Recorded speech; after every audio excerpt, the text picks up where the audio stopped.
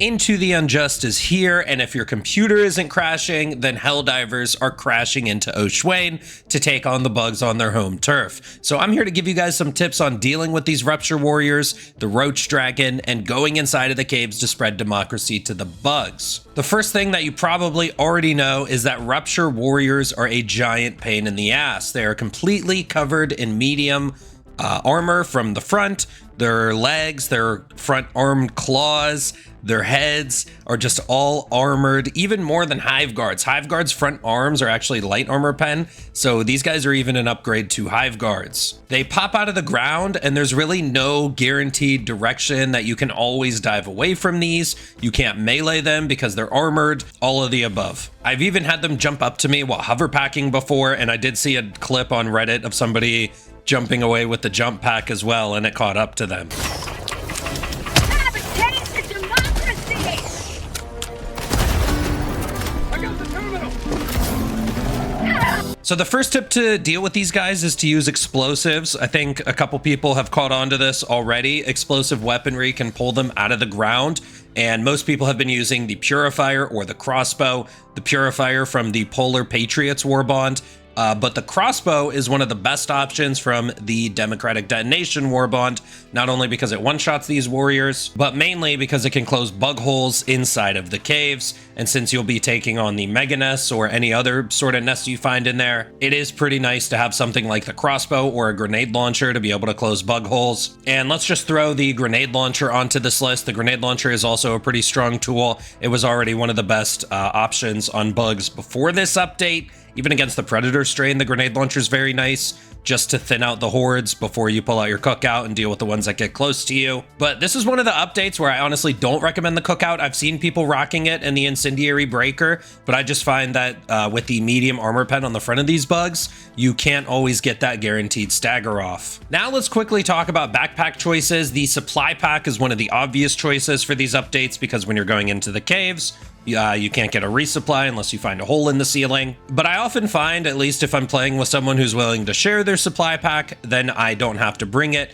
Usually I only need about 1 to 2 supplies maximum from someone's supply pack, usually just 1, and then we run outside and resupply and then go back in. But I've really been enjoying both guard dogs, the gas guard dog from Chemical Agents to help keep bugs off of my back, but also just the standard Liberator guard dog is nice because it does have medium armor piercing. However, one backpack that I definitely have to point out is the shield backpack from now on, because it will soak up the first hits from at least a couple of these warrior swipes, and then any medium pen weapon after that will do the trick. I was playing the Halo Assault Rifle to really stress test this, a weapon with no stagger. So I was basically just using the shield backpack to soak up that first hit and then get a couple shots back on them. And keep in mind that the shield backpack will help prevent a lot of broken legs. It'll help prevent you from chugging stims. So realistically, it is a way to sort of save supplies when going into these caves, because stims are not the only resource you need from supply backpacks. Sometimes you need to use your supply backpack for the ammo or for the grenades to close more bug holes inside of these caves. Even to the point where I have just been running the extra grenade light armor just so that I have 2 extra grenades, because grenades are really great for mobbing or for closing bug holes. And I've also been running around with Explosion on Death because that armor does have 2 extra grenades now, and it is kind of nice that if they kill you, that you kind of get that revenge kill. Just be sure to let your team know what armor set you're running and not to come close to you in dire situations. Shit, the fucking dragon is here. Oh my god. I need stem, I need stem, I need stem. I'm coming at you, I'm coming at you. No, don't come to me! Oh my god. Okay, so far here's our list of explosive weapons and backpacks that I have found work well with mobbing. Let's also just go ahead and mention your grenade slot, because it works very well against this faction.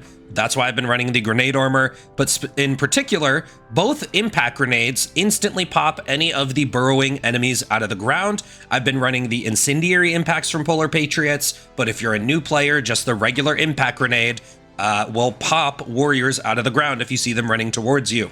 And the regular impact grenades are pretty good against the Bile Spewers. Let's also just throw Blitzer onto the list of nice weapons. I could see Blitzer Shield Pack being a very, very nice combo. I haven't specifically tried this combo yet, but I think I'm going to soon. I was running the Halo AR with the medium pen in the background because I wanted to test a weapon without stagger, but the Blitzer has stagger and stun and infinite ammo. It is clearly the better option if you just want like a medium pen weapon and you don't really feel like running any explosives. And keep in mind, I do want to think that explosives are absolutely the play against this faction, but obviously you want some loadout diversity and you want to try different things. That's why you're on this video. So just slapping on your favorite medium pen weapon. I know a lot of people like the Liberator Penetrator, and then being able to use that with like the shield backpack and impact grenades can kind of help you get that loadout diversity that you're craving. Now, a small little shout out to the Loyalist, which is a secondary with a decent amount of ammo, and it can pop any of the bugs out of the floor. Yes, any of them. Keep in mind that burrower chargers will come out of the floor. There's hopefully a clip in the background showing me just popping a charger out of the floor with a Loyalist. Now, I will say the Loyalist is not really the best weapon. I did try it out and it's not super powerful. Of course, if you get those charge shots off, it can be kind of nice, but it does two-shot the warriors out of the ground with the charge shot, so it's not as good as just strictly running the Purifier, but it is in the secondary slot, and I did think it was interesting enough to mention. I'm sure someone out there will like it. Okay, so now on to the Bile Dragons. Now, as far as I can tell, the Bile Dragons are just the same as a Bile Titan. If you can land that headshot with like a Recoilless, an EAT, or a Quasar, they will die. But the two sort of side stratagems I want to mention here, the first one being the Rocket Sentry. I really do recommend the Rocket Sentry because you can kind of just throw it and forget about it a lot of times, and it can kill a dragon without you even realizing it sometimes.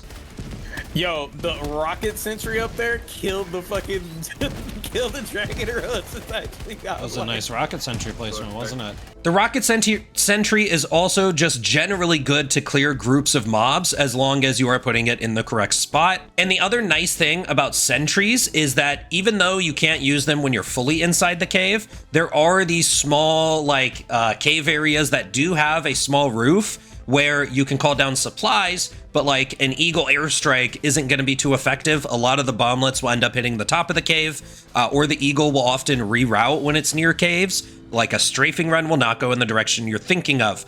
But sentries do work in these areas. Usually you'll find them around like capture the flag and stuff like that. So a Rocket Sentry is kind of nice because sometimes it can even land on top of the cave and then it can rain hell down below. And let's be real, you can only bring, you know, one support weapon, one backpack. Let's say your third slot is like the Emancipator or the Patriot Exosuit. Well, your fourth slot might as well be a Sentry at that point because at least you can use sentries in some of these caved areas with open ceilings. Now, the second stratagem I recommend again is the Shield Pack, and I think I might start going back to the Shield Pack a lot in these on this update. Landing shots on the Dragon Roach is hard to begin with, even if it's not focusing you, because it's a flying enemy that's moving around. You know, it's going to be at least a little bit tough to hit that headshot. But the cherry on top is that Fire Acid Breath, which requires you to dive, requires you to stim, requires you to do anything but aiming. The Fire Acid Breath is really good at throwing off your aim so that you can't hit those anti-tank shots, but the Shield Backpack pretty much protects you so that you have enough time to line up that shot. Usually the first spray of acid never blows up the shield backpack for me unless it was already weak. And that gives me enough time to get a couple shots off on it. And then you can get that headshot with the EAT, the Quasar, Recoilless. Well, obviously you can't use the Recoilless if you have a shield backpack on. But I do want to mention the Epoch here, and that's because I made an Epoch guide the other day, and I honestly suspected that it would be pretty good against these dragons. And I have found myself bringing the Epoch on a lot of missions. I know it's not everyone's cup of tea, but I did mention that I would be doing a follow-up to that Epoch video. Now, the Epoch ended up generally taking 3 shots even when I'm not being accurate. And let's be real, in the heat of battle, it is kind of hard to be accurate sometimes, especially on an enemy such as this. Now, if you don't get the perfect shot and, you know, you don't kill it within 3 shots because you're too inaccurate, you still do want to land it around the head. Usually I've been taking it out in 3 full charge shots though when not being accurate, but it can 2-shot them if you get both headshots. So if you do enjoy this weapon from the Control Group War Bond, I really do recommend trying it out. If you didn't catch my Epoch video the other day, I showed the tech in there to be able to one-shot chargers. Basically, you want to get a max charge shot to the top of their back, which is a very easy shot to hit from any angle. And if you don't get the max charge shot, it usually ends up breaking their back and starting the bleed out, and then any sort of damage from there will finish them. Now, if you don't like the Epoch, stick to your Quasar Cannon. Doesn't hurt me either way. But if this video did get you a little bit interested in the Epoch, then be sure to check out my Epoch guide. I will have it linked somewhere, maybe on the video itself right here, or in the pinned comment, or in the description, or all of the above. Let me know if this video helped you out at all. It was just some quick tips when fighting these enemies. I'll see you guys next time. I'm out.